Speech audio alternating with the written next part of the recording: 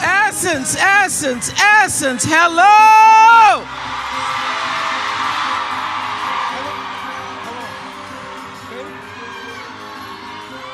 My first time here. What took me so long? What took me so long? All I gotta say is, it's beyond happiness to be here. And pretty women wonder where my secret lies. 'Cause I'm not that cute or built to suit a fashion model size. But when I start to tell them, they say, girl, you telling lies. I said, no, it's in the reach of my arms. It's in the span of my hips.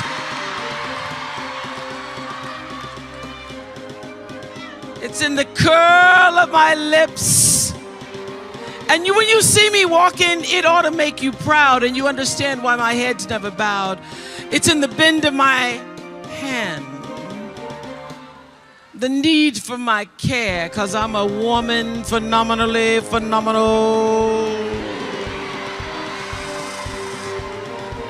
Sometimes I walk into a room just as cool as you please, and to a man, the fellas either stand or fall down on their knees.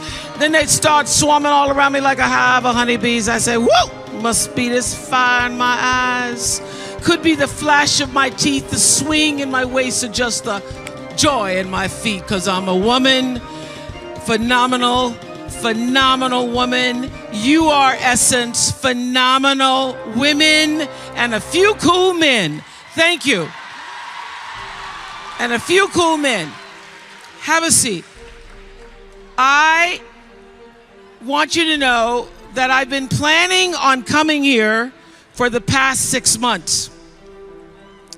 Iyanla Van Zant asked me personally to come and join her here on the empowerment stage.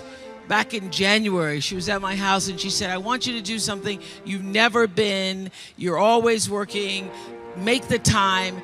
Come be with me, sister, as my special guest. So I was supposed to be y'all's surprise. And then Iyanla was speaking in Jamaica and unfortunately started having stomach pains and continued to speak even though she wasn't feeling well.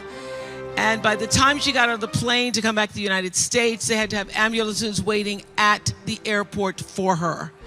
And she had an emergency surgery, and she's now doing fine, but could not fly and be here with all of us today. If y'all see my bra showing, please let me know. Thank you. Donna Karen. So I was going to be the surprise, and now I am surprised having to speak to all of you myself. But I feel a sense of joy about it because from the time I landed last night and hit the elevator, it's like the best family reunion you ever had. With all of the relatives you didn't know you had, and a lot of the relatives you really, really, really like. That's what the Essence Festival feels like to me. And so just for a few moments on the empowerment stage, I wanted to leave you with hopefully some words of empowerment, because often when I'm introduced, people say things like how many awards I've gotten, a lot of them, thank you very much. And they say, how many years I did the Oprah show and all the accomplishments that go on people's lists. But because this is an empowerment stage, I want to leave you, hopefully, with something that you can take home that not only empowers, but emboldens you to live the life that God intended. Because this is what people don't know, because you can't tell everybody. I am who I am. One black woman, my hand in God's hand, trusting in that word, because that word never failed me. And I got to where I am, and I stand as I am, As Maya Angelou often says, and often said, and says in her poem to our grandmothers, every time you see me, I come as one, but I stand as 10,000. Every time you see me, I come as one, but I stand as 10,000. So it's just not me standing up here.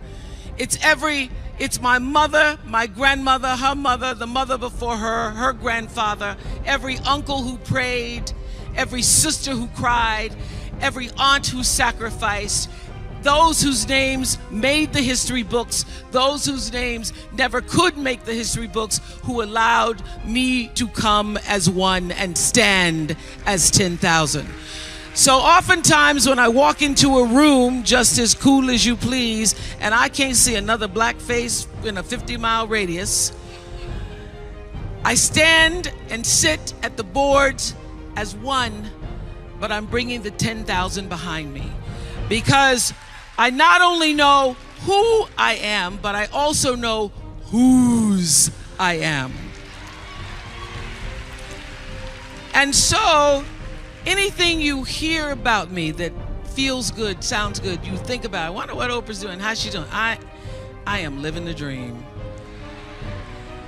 And I want you to live the dream, because I'm not living the dream because I'm special. I'm living the dream because I was obedient to the call of the dream. So I want you to leave here today thinking about what is the dream for you? What is God's dream for you? What does the Creator's dream hold for you? So often we spend our lives wishing and hoping and hoping and wishing and desiring things. This is what I know for sure. You don't get what you wish for. You don't even get what you hope for. You get what you believe. So what is it you believe and know to be God's dream for you? So I live in the dream. I'm living in the space of the dream. And dream's good. Dream's good. The dream is greater than anything that I could have imagined. You know, when I was a little girl, my father, on Sunday mornings after church, he was a deacon, so he thought he had to say goodbye to every single person. We were the last car leaving the parking lot in the green Oldsmobile. And we would drive through the white people's neighborhoods. And I used to dream the dream, driving through the white people's neighborhoods. We'd drive through the white people's neighborhoods and you'd see their fancy houses. Some of them had gates, but all of them had trees. And I remember when I first came to Baltimore, I met a friend. Hello, Baltimore in the house. When I first came to Baltimore, I made friends with a wonderful woman named Arlene Weiner. She was the wealthiest person I'd ever met. And I went to her house and parked in the driveway. There was a Corvette and there was a BMW and there was a Mercedes. I went, whoa, Arlene's rich. And at Arlene's house, once I got inside, I could see from her kitchen window 6 trees in the front yard. I thought, oh, rich people have trees. When I get rich, I'm gonna get me some trees. I'm not just gonna get me, everybody wanna get cars and pocketbooks and shoes, but I want me some trees. So, as life would have it, I was standing in my kitchen window about 3 years ago in California, making coffee in the morning, and I was looking out the window and I saw the 6 trees. But listen to me. I was making the coffee. I saw the 6 trees. I went out on the porch to actually count the 6 trees. And this is what I noticed. That I could dream the 6. But beyond the 6 trees in my kitchen window are 3,687 trees. How do I know? Because I had them counted.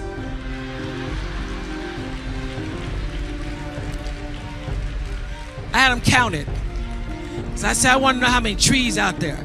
I dreamed the 6. That's as much as my small mind and my imagination could hold for myself. I dreamed the 6, but God can see beyond the 6. can see beyond the 6 because there was a bigger dream for me. And I'm here to tell you there is a bigger dream for you, Essence. There's a bigger dream. And so the key, the secret, the magic is to surrender to God's dream for you. To quit fighting against and pushing against and disallowing against and resisting against and trying to tell the Creator, the universal forces, divine intelligence what you are supposed to do, and get still and know for sure what His dream, the dream, is for you.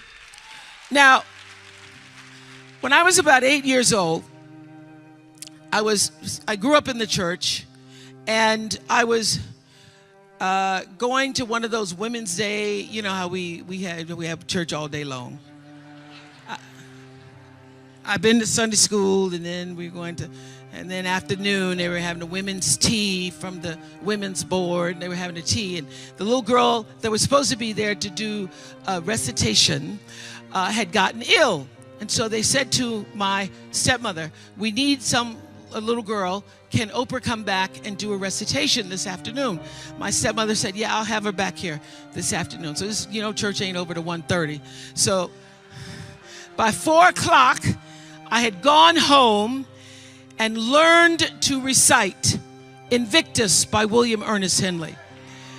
Now, it starts out of the night that covers me, black as a pit from pole to pole, I thank whatever gods may be for my unconquerable soul. I was reciting it and doing the pit from pole to pole. I didn't know what I was saying.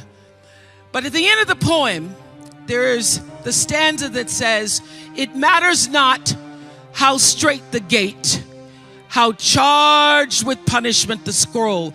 I am the master of my fate. I am the captain of my soul."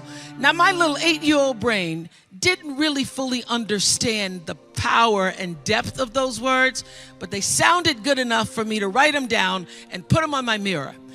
And those words, "I am the master of my fate, I am the captain of my soul," became a mantra for me. What it said is, I am responsible for the choices that I make in my life.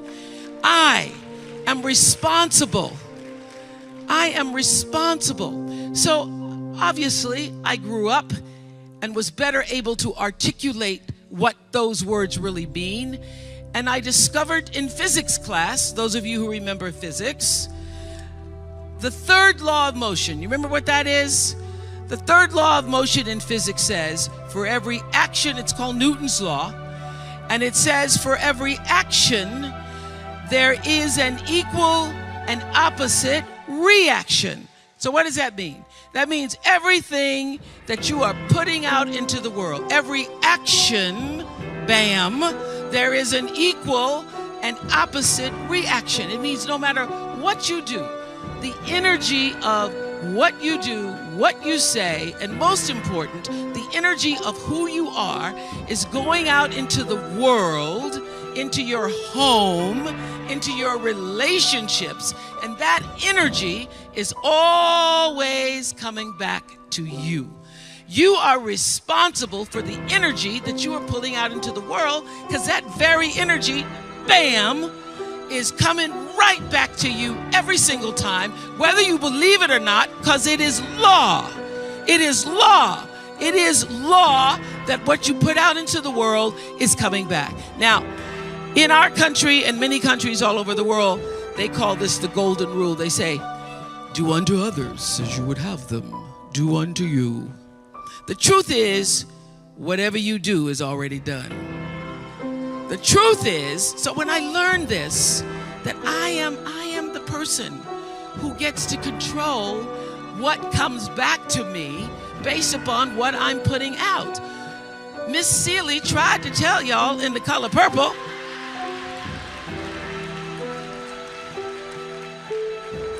Miss Seeley said it best. Roll Seeley for me. knock you up under. Everything you've done to me, already done to you.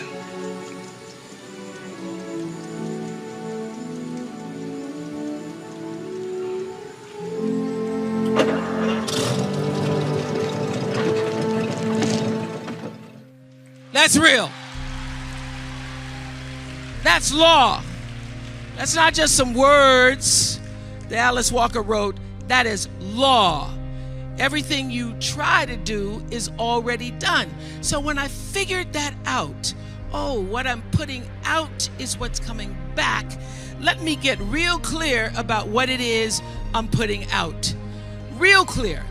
So I read a book about 1989 called Seed of the Soul. And in that book, Gary Zukav talked about the laws of karma, of the laws of cause and effect, the third law of motion. And in that book, he talked about how intention, your intention is always one with the law. Meaning, before you even think about a thing, you have an intention for the thing. And that the intention is going to determine the outcome. That's why the same people can go to the same church service and somebody walk down the aisle just to be seen to put some money in the church, and somebody else who just goes and just has a little bit to offer. The intention with which you give, the intention with which you serve determines the outcome. So when I figured that out, I went, whoa. I changed everything I did on my show. I called in the producers and I said, from this day forward, I will no longer be speaking to the KKK. I will no longer be speaking to people who are fighting each other in a way that it is damaging to the character of myself and other people who watch. From this day forward, I am only going to do intentional television. And they're like, how are we going to do that and still win? The reason we remain number one for 25 straight years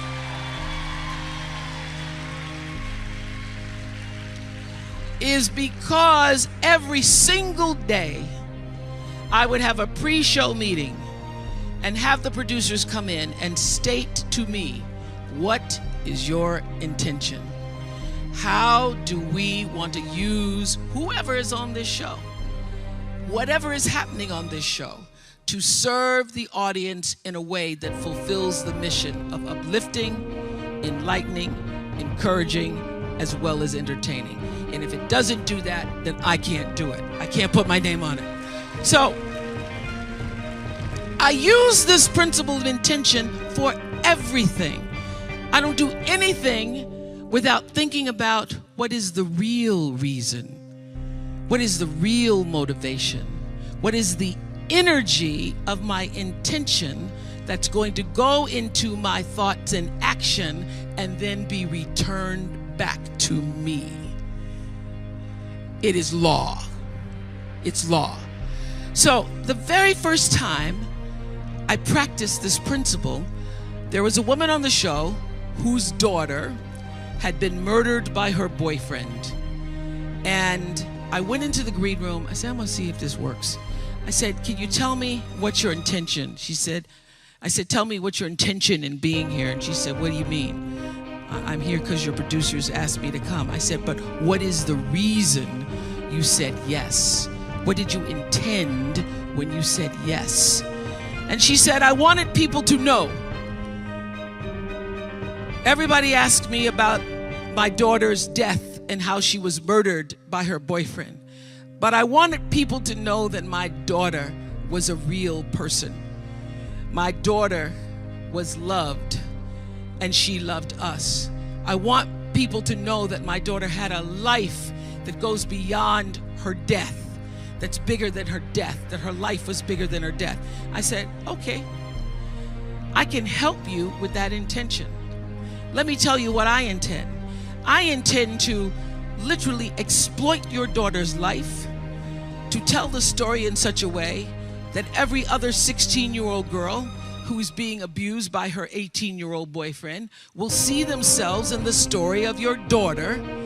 They will hear that she had a life. They will hear that everything seemed normal on the outside, but see themselves in her story and be able to be empowered by the life and death of your daughter. So every question that I ask you is not me trying to be just a voyeur. I'm using and asking the questions explicitly for a reason, for an intention to get people to see themselves. That is the first show I won an Emmy for. And I will say that this principle of intention I use in everything. For the last interview that I did with Whitney Houston, we did the, hey girl, how you doing? Oh my God, good to see you. So. Then I say, turn the cameras off. I say, Whitney, tell me, what is your intention? Why are you doing this interview? Why did you want to sit with me? What is it you want to happen at the end of these 2 hours? Tell me what it is you want, because I control the mic and I can make sure that happens. And I've used that principle for every area of my life. I don't do anything, and I ask that you consider not doing anything that you don't truly intend. Do not allow yourself to be marginalized and defined by other people's agendas and intentions, because the power of your story lies in your personal intention. So it is my intention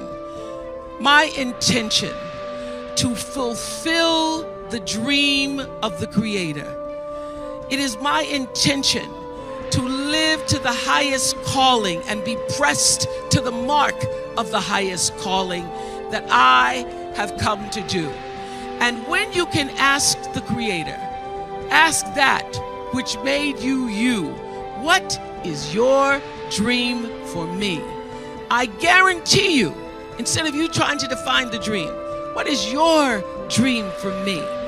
If you're able to lean into the dream that the universe and all the forces of light and love and power and grace, by all the names that we call God, has for you, nobody can touch you. Nobody can touch you.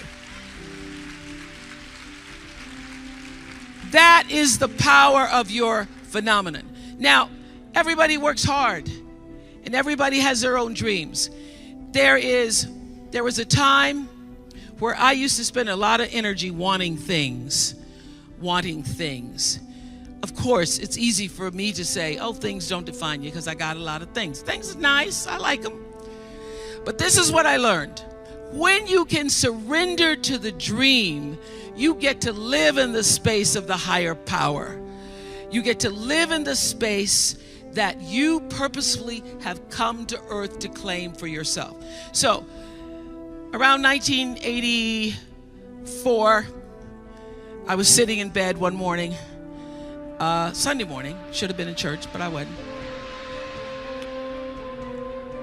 I was reading the New York Times review of The Color Purple. And I thought, whoa, this sounds like a really great book. I got out of bed in my pajamas, put on my galoshes, and went to the store to get the copy of The Color Purple. I read The Color Purple in one afternoon, went back to the bookstore, bought every book of The Color Purple. I took the books to the office, and I said to everybody, y'all got to read this book. Oh my God, you got to read this book, Color Purple. I needed a book club. I didn't have one. So I passed out the book to everybody I knew. Please, read The Color Purple, read The Color Purple. Then I start to hear that somebody's going to do a movie about The Color Purple. But I don't know anybody in the movie business. By this time, I was on AM Chicago. I don't know anybody. I start praying to God. God, please help me find a way to get into Color Purple. I say, Jesus, I don't even have to have a speaking part. I will be, because I went to the movies and I saw on the movie credits, at the last credit, there's something called Best Boy. So I said, Jesus, if you just let me be best girl, that'd be all right by me. I can be best girl. I can carry the script. I can help the people with the water. I can do whatever. So I start praying for the color purple. As divine law would have it, Quincy Jones comes to Chicago, and he is in Chicago for 1/2 of a day because somebody has filed a suit against Michael Jackson claiming that Billie Jean was their lover and that's not his song. So Quincy had taken the red eye to Chicago. He was in his hotel room. He was coming out of the shower, and the television in his hotel room is on AM Chicago. There sits little chubby me with my Jerry curl on AM Chicago. Quincy Jones tells Reuben Cannon, the casting agent, I think I found Sophia. So I get a call from Reuben Cannon who says, I'm calling about a movie. It's called Moon Song. Would you be interested to come and audition? And I say, I have not been praying for Moon Song.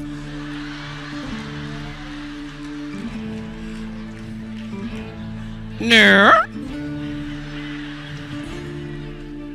I have not been praying for Moon Song. I've been praying for The Color Purple. He said, well, I think you should come and audition. So I go to audition.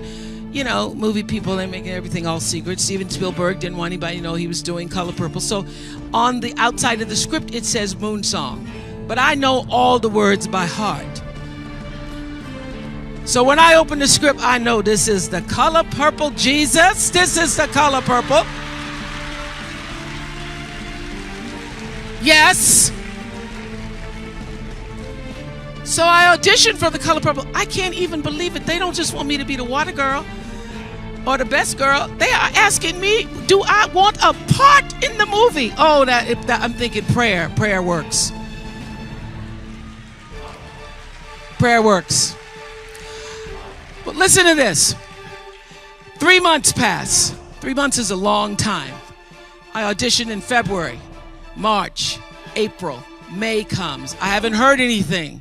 So I call Reuben Cannon. I say, Mr. Cannon, I'm sorry, sir, I haven't heard anything. I expected to hear something by now. And Reuben Cannon, African-American man, says to me, you don't call me, I call you. And I didn't call you. Do you understand that I have real actresses who have auditioned for this part? Real actresses. And he tells me who just left his office. And I went, well, okay, I'm not getting that part. So I hang up the phone and I start crying. I can't believe that God has played this trick on me. I think this is a trick. So I decide that this is because the fat has finally caught up with me. The fat has finally caught up with me, and now I must get rid of the fat. In 2 weeks, I am going to go to a fat farm, and I'm going to lose 25 pounds. I'm going to drink a lot of green juice. I'm going to have some cleanses and colonics. So I also was trying to make peace with it. I said, God, I don't understand.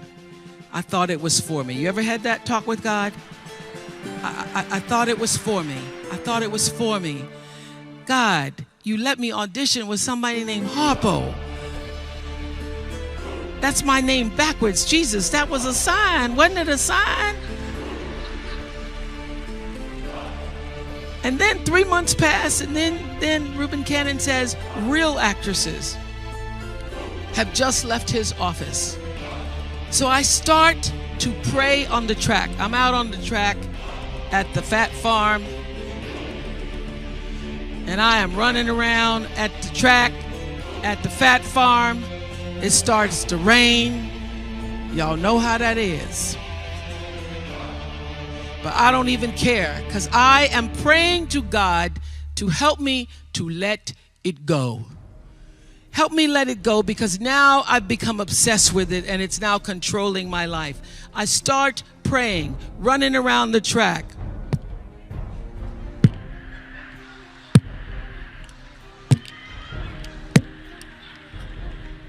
And I keep hearing this noise, and I can't, there's nobody on the track but me, and I'm running around the track. And I look around, and it is my thighs rubbing together. It's my thighs.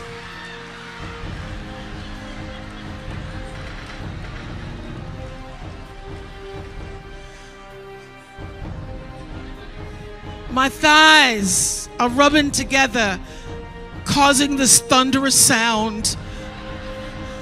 There's nobody on the track. So then I really start to cry.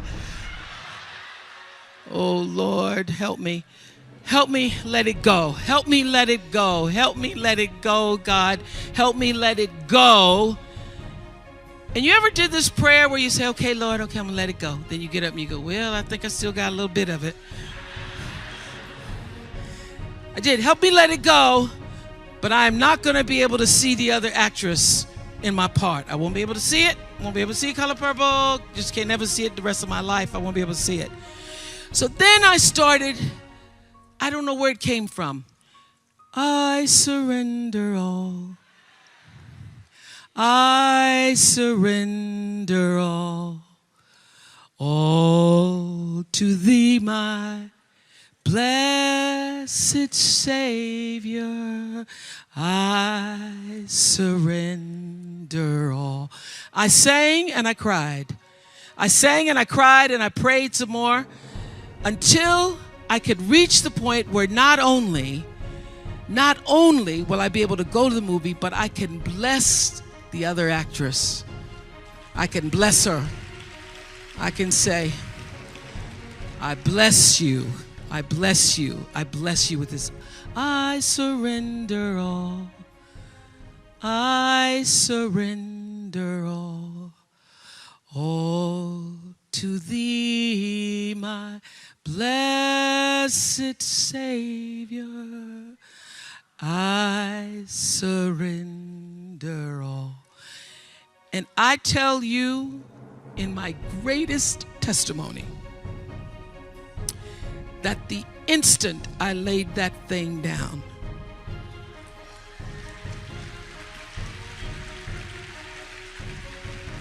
I'm telling you, when I laid it down and it didn't have me anymore, it had no control over me anymore, I didn't feel anything about it anymore.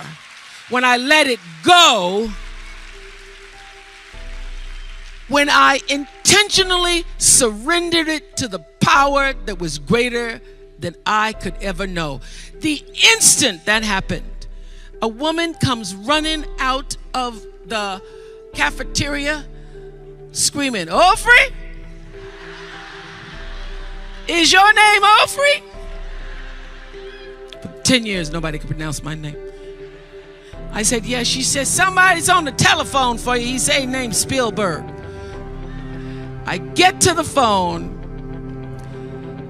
He says, I hear you're at a fat farm. I said, no, sir.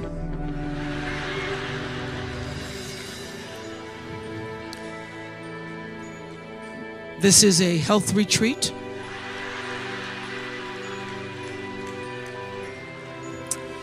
He says, I'd like to see you in my office in California tomorrow. This was in Wisconsin. I'd like to see you in my office. And if you lose a pound, you could lose this part.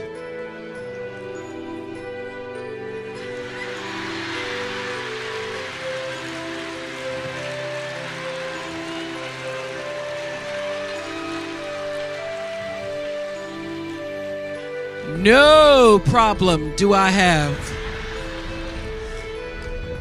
I'll have no problem not losing a pound.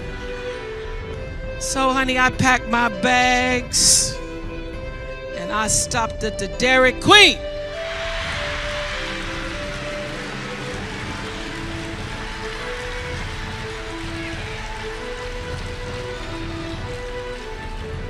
I got 3 scoops just in case I'd lost half a pound. And the next day, I was in Steven Spielberg's office, and he said, "You're hired. You're hired."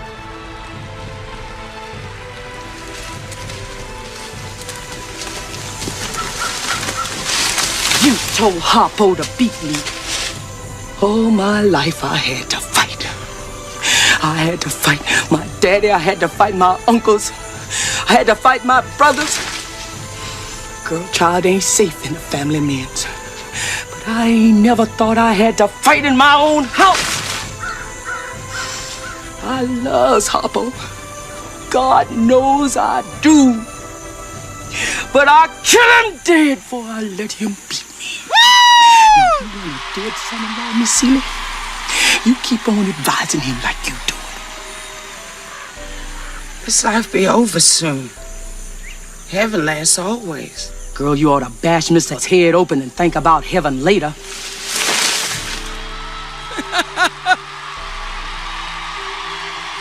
Woo!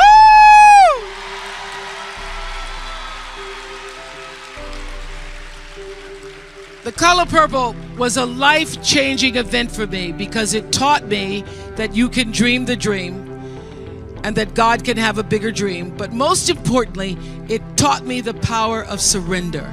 It taught me when you've done everything you can do, you don't just have to stand.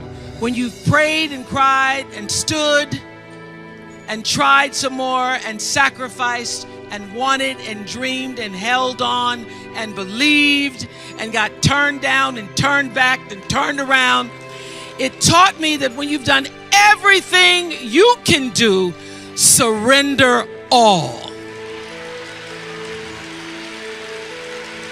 Surrender all.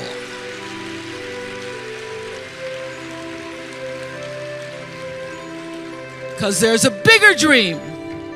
There's a bigger dream waiting for you, just waiting for you to step into it. To step into it. Your life is big. Your life is huge. And we spend so much time wanting to be in somebody else's life. And you don't get honored, you don't get revered, you don't get celebrating wanting what somebody else has, because that which created you, divine intelligence that dreamed you from before your ancestors ever knew they would become your ancestors, that which dreamed the seed of you, wants you to know how special, how wondrous, how mysterious, how complex, how glorious, how phenomenal you are. And you get no credit messing in somebody else's territory or trying to have power over something you have no control. Another one of my favorite teachings is The Wizard of Oz. When the Wicked Witch of the West says, "Go away from here because you don't have any power here," you have no power in any territory other than your own. Oh, but you are the master of that. You get to be the master of your own fate.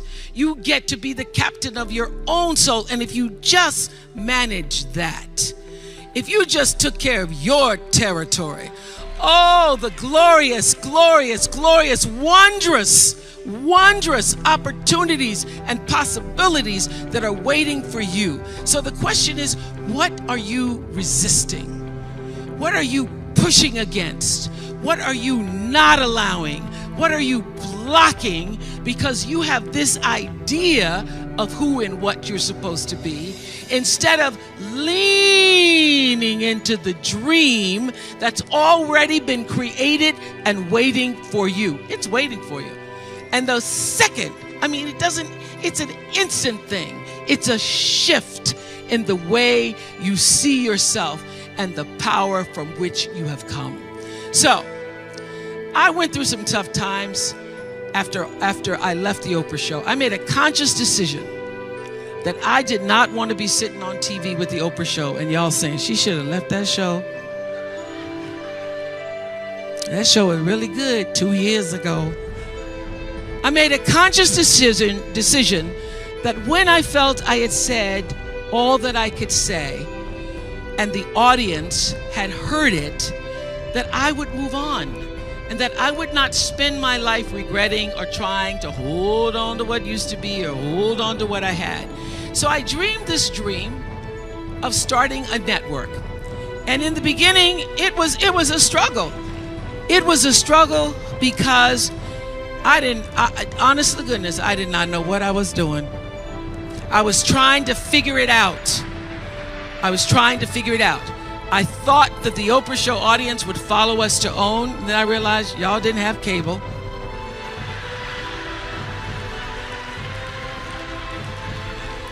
And if you had cable, you did not have the OWN package. So it took me a minute. And unlike most people who you get to have your mistakes in private, something doesn't go right in your life, you get to sulk about it in private. If I make a mistake, it's on the CNN crawl or the CNN news. So when I was in the climb and there were so many wonderful owners, I see Churl Action Jackson here. There were so many wonderful owners, people who said, oh, we're going to stand with you. We're going to stand by you. Thank you, Roland Martin. There were so many people who said, listen, we believe that this can happen. So I dreamed the dream along with Tyler Perry, who was my friend, who came to me and said, Tyler said, I'm going to help you out because Tyler can go home and write a script and direct it, produce it, and shoot it, and do it for less money than anybody in Hollywood. So we started with the foundation of have and have nots.